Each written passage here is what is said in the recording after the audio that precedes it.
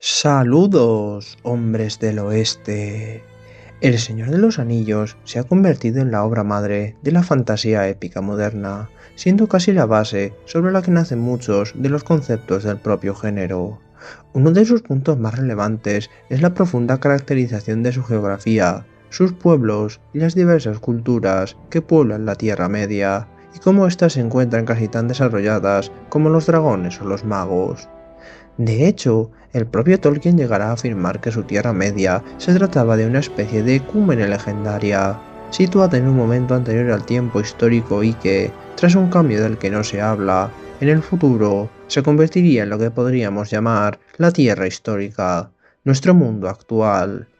Por lo tanto, se vuelve interesante preguntar, ¿cuáles fueron esas influencias directas o indirectas y qué clase de pasado representan?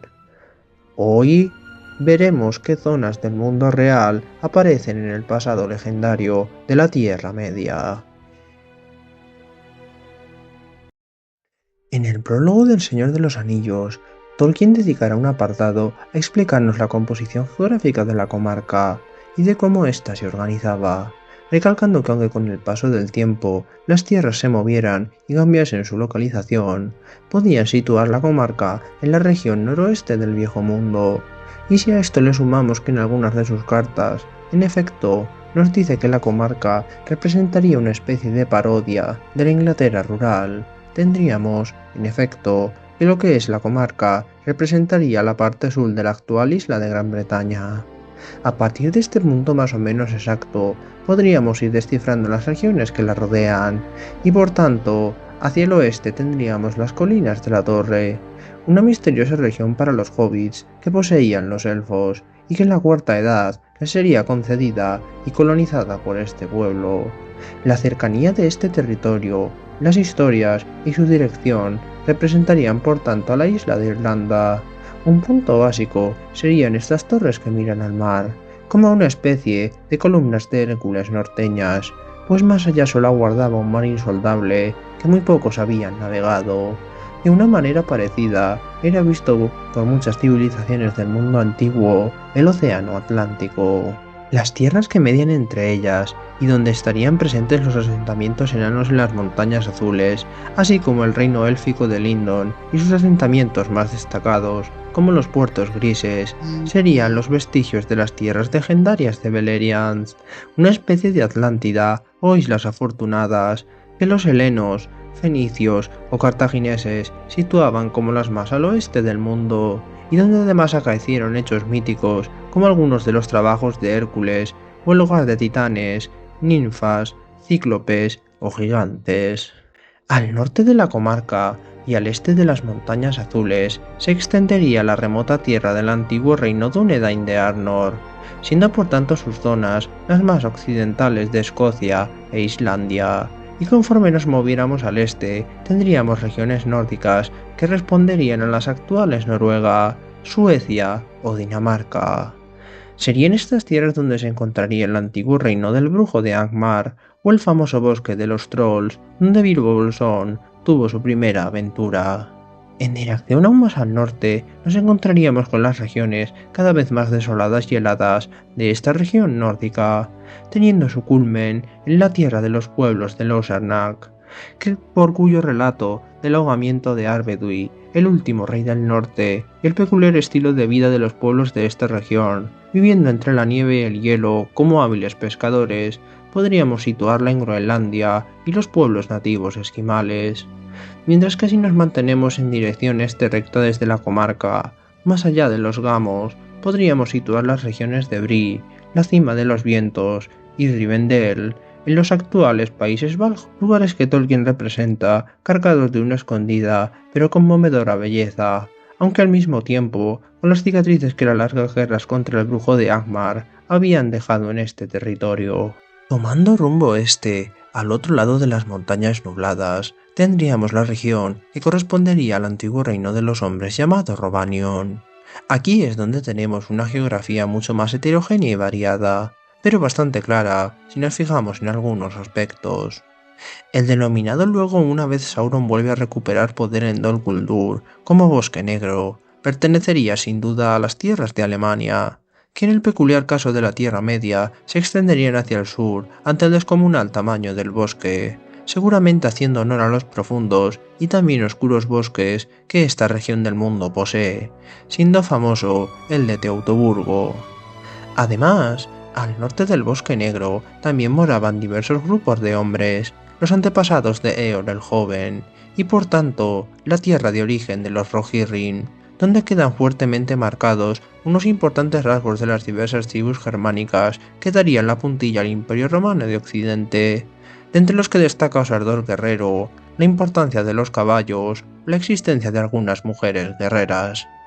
Más al este, el reino enano de Erebor y la ciudad de Esgaroth se situarían en una zona que abarcaría el noroeste de la actual Alemania y el noreste de Polonia. Asimismo, las montañas de Hierro, hogar del primo de Thorin, serían por tanto el resto de Polonia, así como Lituania, Letonia y Estonia.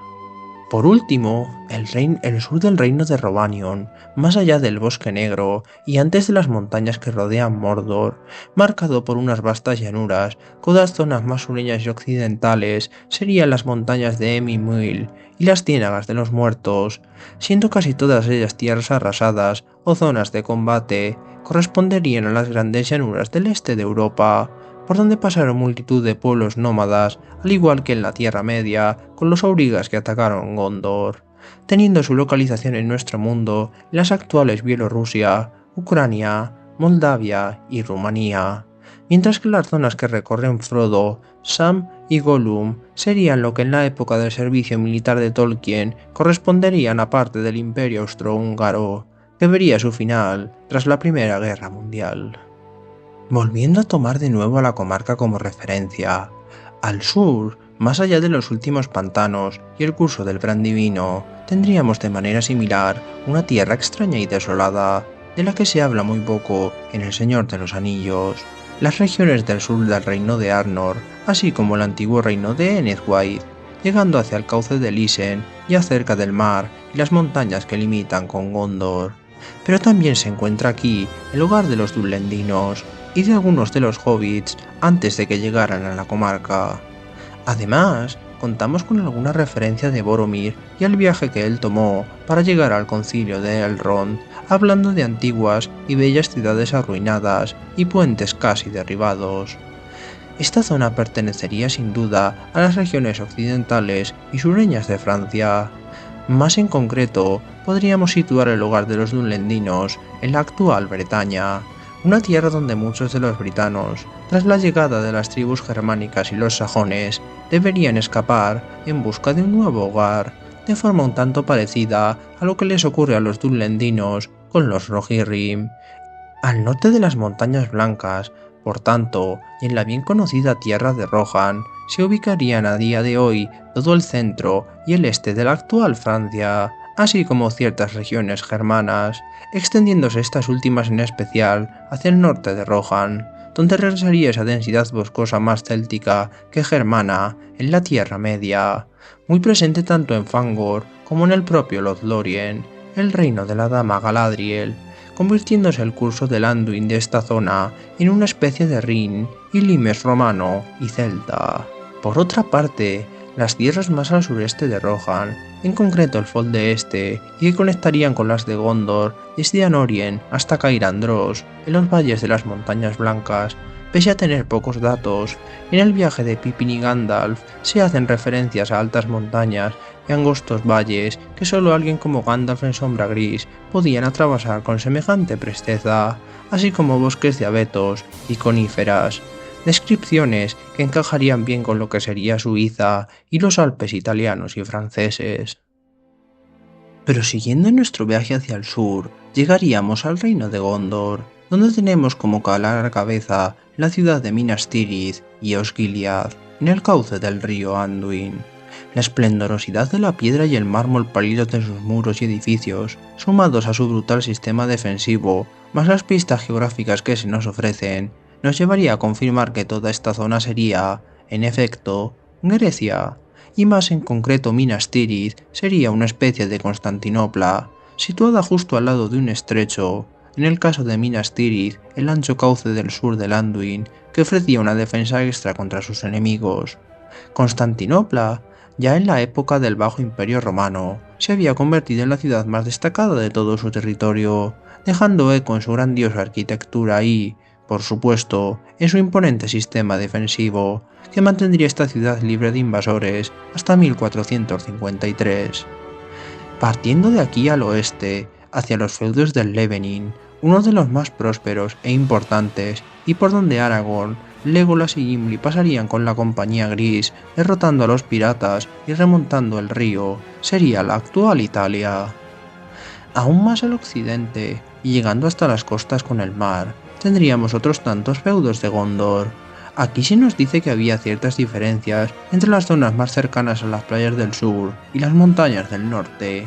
hablando de que muchos de los hombres que vivían aquí eran mestizos, que se habían mezclado con una raza misteriosa de hombres que llevaba morando allí desde épocas inmemoriales, incluso para la historia de los altos hombres. Toda esta zona, la más occidental de Gondor y que llegaba hasta el mar al oeste y al sur, no se trataría de otra que de la península ibérica. Una de las referencias claves son estos curiosos hombres que se mezclaron con los altos hombres de Gondor a su llegada a la Tierra Media tras el hundimiento de Númenor, y esa marcada diferencia entre norte y sur. Y aunque la principal visión que tenemos de estos es en los hombres salvajes de los bosques, mucho más al este, otros seguían morando en otros lugares, aunque mucho más cambiados, pero manteniendo elementos étnicos y culturales propios en estas regiones occidentales y norteñas de Gondor, y que estarían relacionados con el vasco. Pues no debemos olvidar que Tolkien era uno de los filólogos más destacados del mundo y un apasionado de las culturas europeas. No sería de sorprender que una lengua tan especial del norte de la península ibérica, como es el caso del vasco, preindoeuropea y una de las pocas del mundo que aún siguen siendo habladas, pues pese a haber recibido influencias del latín, árabe, castellano o navarro-aragonés, sigue manteniendo una clara raíz prehistórica. Con estas características, no sería de extrañar esta inspiración para crear a estos hombres anteriores a todo, y que se fueron mezclando con otros, dejando en el sur una influencia gondoriana mucho más fuerte, tal y como pasó en la península ibérica con las diversas civilizaciones que llegaron. Como lugares más icónicos de esta zona, presentes de forma directa en El Señor de los Anillos, tendríamos la Piedra de Erech, el lugar donde Aragorn convoca a los muertos e inicia su legendaria marcha con la Compañía Gris, así como el castillo de residencia del príncipe Imrahil. A partir de aquí, saldríamos de los límites geográficos que en mayor o menor medida podemos ver de forma directa en El Señor de los Anillos, para pasar a otras regiones que también poseen un cierto peso para la historia, pero de forma mucho más débil y secundaria. Tendríamos en primer lugar las tierras al sur del Anduin y entre los ríos Poros y Arnhem, lo que se llama Harondor, que había pertenecido al reino de Gondor hasta que los Haradrim, gracias al apoyo de Sauron y la declinación de los altos hombres, lograrían tomar un cierto control de esta región. Tras el final de Sauron, se nos dice que Aragorn, con la ayuda de Éomer y los Rohirrim, lograría reconquistarla e incorporarla a Gondor. Más al sur se encontraba el reino de Harad, y al oeste de este reino, los corsarios de Umbar y los pocos númenóreanos negros que quedaban entre ellos, conservaban algunas ciudades y puertos de importancia bajo su control, que también serían retomados por Aragorn. Estas regiones desérticas y sureñas corresponderían por tanto a Egipto y Libia en el caso de Harondor y Harad, pudiendo quizá expandirse más hacia el sur, a zonas que en nuestro mundo corresponderían al centro de África, teniendo como principal eco en El Señor de los Anillos a los olifantes, aunque de los pueblos que pudieran morar aquí no se da ninguna información, mientras que las regiones de corsarios de Umbar pertenecerían a las actuales Túnez, Argelia y Marruecos, dejando aquí, igualmente, ecos de la poderosa piratería berberisca, así como del desarrollo y esplendor de Cartago, también muy conocidos por el empleo de elefantes de guerra en sus ejércitos y la presencia de una nobleza que se emparentaba con muchos de los mitos griegos y romanos, de la misma forma que los númenóreanos negros con Gondor. En cuanto a las regiones que estaban más al este de Rovanion y al norte de las montañas de Gondor, donde aparece el mar de Rhûn, que separa los pueblos de Rhûn del resto de la Tierra Media, de los cuales sabemos aún menos que de Harad, pues solo aparecen como adoradores de Sauron y guerreros fieros que incluso tras la caída de su señor se niegan a rendirse. También se supone que es hacia estas tierras hacia donde se dirigieron los magos azules, los otros dos miembros de los Istari, en la Tierra Media, fracasando en su misión. En cuanto a sus pistas geográficas y ciertos rasgos culturales que vemos en la descripción de estas tropas, cuando Frodo va a la Puerta Negra, en el asedio de Gondor o frente a la Puerta Negra, podríamos considerar que esta región, la más oriental de la Tierra Media, comprendería lo que en el mundo antiguo fueron las regiones centrales y orientales del Imperio Persa, siendo el propio Mar de Rhûn el actual Mar Caspio, que separa las amplias llanuras del este de Europa y Rusia con los territorios de esta antigua civilización.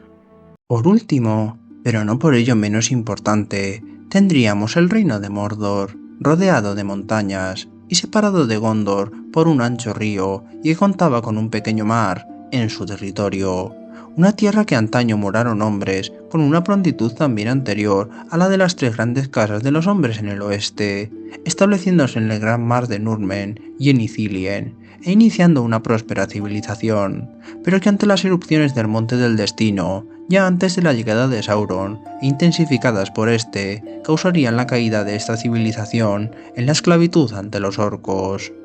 Se sabe que tras la caída de Sauron, esta región del sur de Mordor quedaría libre y entregada por Aragorn a los antiguos esclavos de Sauron, mientras que Ithilien regresaría de nuevo bajo control de Gondor, pues se habían establecido aquí cuando esta tierra estaba ya amenazada por los orcos y formaba parte vital de su territorio. Mientras que en cuanto al resto del país, se supone que siempre fue muy parecido a lo que ven Frodo y Sam en su viaje para destruir el anillo. En la actualidad, su ubicación se situaría en lo que hoy en día sería Turquía, así como buena parte del Líbano y Siria, siendo el Mar Negro el Mar de Nurmen de Mordor, aunque en una posición diferente, por supuesto, mientras que Ithilien representaría los territorios de la actual costa occidental turca, que mucho antes de la llegada de estos pueblos había formado parte vital del ámbito cultural y étnico heleno, pues es aquí donde, por ejemplo, se situaba la ciudad de Troya y la fuente de origen de la Ilíada, uno de los poemas más antiguos de la cultura occidental. Más allá de estos límites de la Tierra Media, todo se vuelve demasiado difuso y sin apenas información, quedando el oeste y el norte confundidos con los antiguos territorios legendarios y míticos donde moraron los Valar y los antiguos dragones, mientras que en el sur y en el este, la presencia de grandes civilizaciones hostiles impiden a los pueblos de la Tierra Media poder tener más información sobre las tierras y pueblos que más allá moran. Como podéis ver, el detalle a todo lo que supone la creación de la Tierra Media y de los pueblos que le insuflan aún más vida es de una vastedad sorprendente y de multitud de sustratos a la hora de definir la identidad o geografía de cada uno de sus territorios, siendo vital ese cambio del mundo una vez que los elfos y los Istari se desvanecen y la Ecumene legendaria se dobla para dejar paso a nuestro mundo. Espero que os haya gustado este tema algo más inusual sobre la geografía física, cultural y humana de la Tierra Media. Además, si os gustaría adentraros en otro universo literario, podéis clicar en el enlace de la descripción y os llevará hacia la nueva parte de mi novela corta de Las Crónicas de los Días Olvidados, La Princesa, El Velador y el Escudo de Ébano, donde agradecería vuestros me gusta y comentarios. Por mi parte, esto sería todo por el momento, hombres del oeste. Un saludo y nos vemos en el próximo vídeo.